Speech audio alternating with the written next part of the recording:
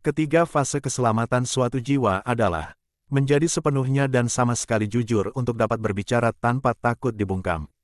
Untuk dapat berbicara kepada semua halayak sehingga perkataan apostolik kita, yang disampaikan kepada halayak ramai yang berkumpul sekeliling bahtera mistik kita, dapat berlayar lebih dan lebih jauh, bagai lingkaran-lingkaran gelombang, hingga mencapai pantai berlumpur, di mana orang-orang yang tidak tertarik untuk mengenal kebenaran tergeletak dalam lumpur. Itulah tugas pertama guna memecahkan kerak keras tanah dan mempersiapkannya untuk menerima benih. Adalah tugas paling berat baik bagi dia yang melaksanakannya dan bagi dia yang menerimanya.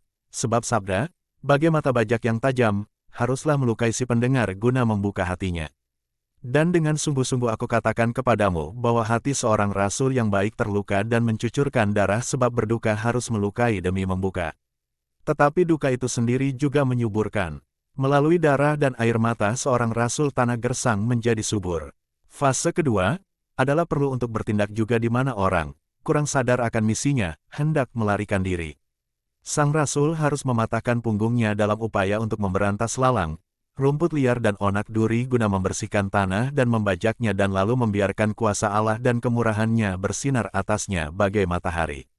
Dan pada saat yang sama, bagai seorang hakim dan seorang dokter, dia harus tegas sekaligus berbelas kasihan, dan tetap tegas selama periode penantian guna memberikan kepada jiwa-jiwa waktu untuk mengatasi krisis mereka. Untuk memeditasikan dan menetapkan keputusan mereka.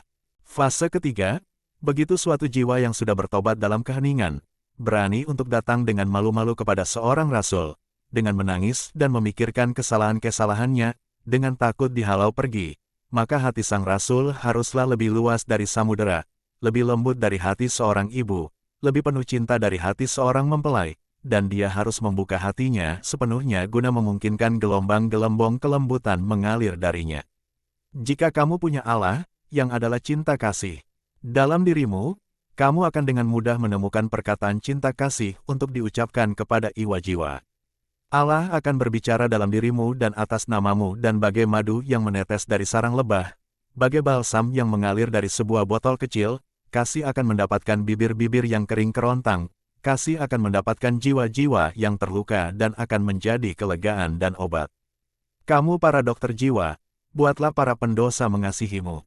Biarkan mereka mencicipi rasa cinta kasih surgawi dan biarkan mereka menjadi begitu berhasrat atasnya. Sehingga tidak mencari makanan lainnya.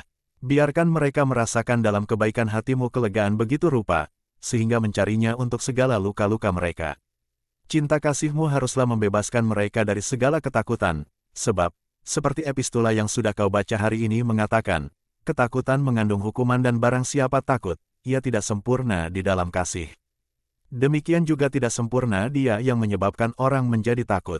Jangan katakan, apa yang sudah kau lakukan ini?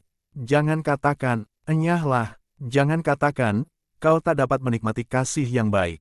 Sebaliknya katakan, dalam namaku, kasih dan aku akan mengampunimu. Katakan, mari, tangan-tangan Yesus terbuka. Katakan, nikmati roti malaikat ini dan sabda ini dan lupakan terneraka dan seringai setan. Tanggunglah kelemahan-kelemahan orang-orang lain. Seorang rasul harus menanggung kelemahan-kelemahan diri sendiri dan kelemahan-kelemahan orang-orang lain, dengan salib-salibnya sendiri dan salib-salib orang-orang lain. Dan sementara datang kepadaku, dengan memanggul domba-domba yang terluka, semangatilah jiwa-jiwa sesat yang malang itu dengan mengatakan, semuanya dilupakan sekarang, katakan, jangan takut kepada juru selamat. Ia datang dari surga untukmu, hanya untukmu. Aku hanyalah sebuah jembatan untuk menghantarmu kepada ia yang menantikanmu. Di seberang lain sungai absolusi penitensi, untuk menghantarmu ke padang-padang rumput sucinya, yang dimulai di sini, di bumi, dan berlanjut di surga, dalam keindahan membahagiakan yang abadi. Inilah komentarnya. Tidak begitu penting untukmu, domba yang setia kepada gembala yang baik.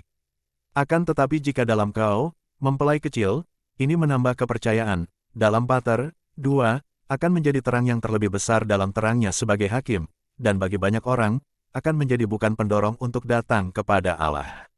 Melainkan akan menjadi embun yang merembesi dan memberi makan seperti yang telah aku bicarakan dan yang menjadikan bunga-bunga yang layu tegak kembali. Angkatlah kepalamu, surga tinggi di atas. Pergilah dalam damai, Maria. Tuhan sertamu. 1 Dia adalah Maria Magdalena. Untuk memahami makna sepenuhnya dari bab ini dan peristiwa-peristiwa yang dirujuk di dalamnya, silakan lihat bab 183. 2. Yakni, Pater Pembimbing Rohani Maria Valtorta.